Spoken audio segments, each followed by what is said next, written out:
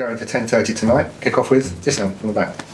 Hi, Mikel. Hi. With Saliba, it was mentioned before about how initially he went to the 3 loan spells and then came through that. He's now obviously one of your main players. If you look across the first team in the last couple of seasons, there's not really been that route where you've sent players out on loan who were young and then they've come back and then risen to the first team. Why has that particular route really not been utilised much at all since William, would you say?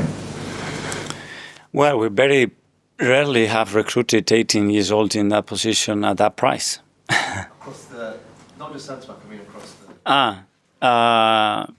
Well, that signing was done before I arrived as well, and I didn't really know the expectation that we had in relation to that. But in that moment, my opinion was that the room that he had in the squad, the environment that he had in the squad, and I would say the capacity that he has to impact the team with what we needed, it wasn't ideal. And we decided to loan him and to give him the exposure that he needs, to let him mature as well in a different league with a different coach, and then he was ready for it. You often talk about the atmosphere at the Emirates and how good it is and how you want to keep improving it every season. Do you look at places like Newcastle, for example, where St James's Park, crazy atmosphere, arguably maybe has an impact on certain things at times? Do you kind of look at that and think this is the reason why you want to bolster the atmosphere?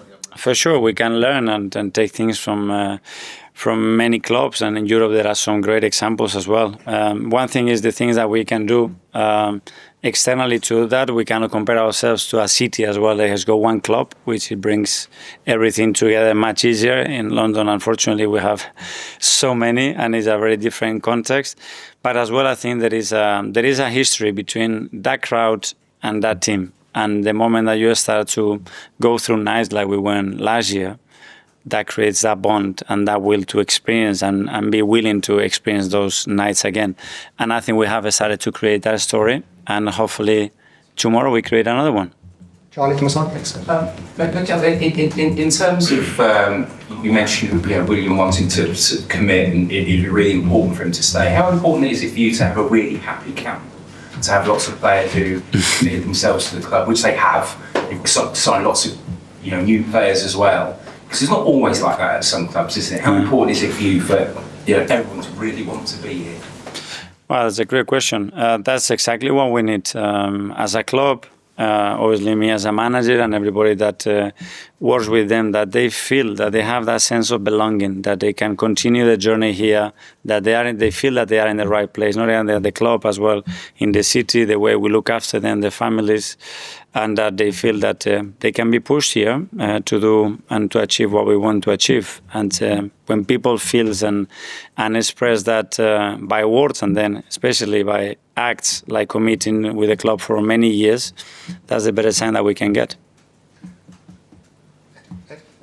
Just on Saliba, he said in his on the website, and he was quoted saying, "I'm happy now, but not 100% happy because we have to do more. We want to win titles because it's what we want." So, do you like to hear that from your players? Saying that the job's not done yet. Yes, well, and that was the conversation that we're having with everybody that wants to continue here. That we want to continue here to finalize and to start to achieve the things that we want, and that's the aim. And do you sense after the weekend, obviously you had a bad record at Newcastle, you had an amazing win. Do you sense there's that sort of growing belief now among the players that this could be the season? Well, that creates momentum and energy, and at the end we go, well, we deserve it. But it was done in a special manner that now we need to use that momentum and energy to go tomorrow and play with the same quality, with the same intensity and effectiveness to beat Olympiakos. Okay, last couple, Ryan, from the room. Hi, Mikel. Last week you said that Nwaneri was potentially going to have another scan. Are you any clearer on how long he'll be sidelined for? No, he hasn't had a scan yet, so he needs to wait a little bit more. He's still with a brace and everything, so he's still in a stage that everything is super protective. And once he comes out of that and has the scan, we'll have more clarity about it. And just on Ethan, there were suggestions that he travelled to Newcastle but wasn't included in the matchday squad due to just selection. Obviously, you've got a big squad now. No. Is that true? And if so, did you have to speak to him and give him a little bit of a talking to? Because obviously there's increased competition this season, but he's a young player with no. potential. So yeah, I talked to all the players and we had a meeting specifically about that and the scenarios that we were going to have throughout the season. And some of them they're going to start, some of them they're going to finish the game, some of them they're going to be on the bench and don't be participated, and some of them unfortunately are going to be out of the squad because with the Premier League you have the limitation with the numbers. And sometimes we have to travel more players because things can happen, somebody can get ill, or we have a doubt with somebody whether the next morning is going to be available to play. And unfortunately, we have to do that. But I mean, the attitude of every player, because we have explained them and personally they know how we feel about it, it's been really good, and they will have the chances to play.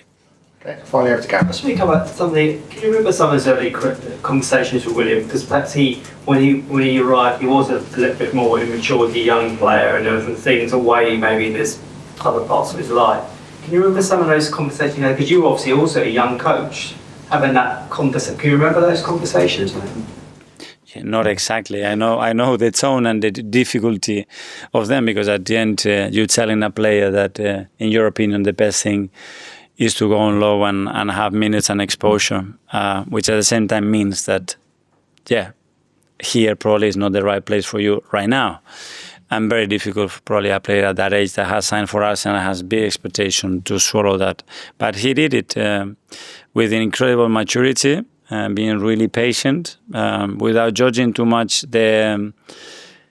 our decision, and basically proving everybody wrong, or the fact that he was very good and he can actually do it, and he deserves a place at the club.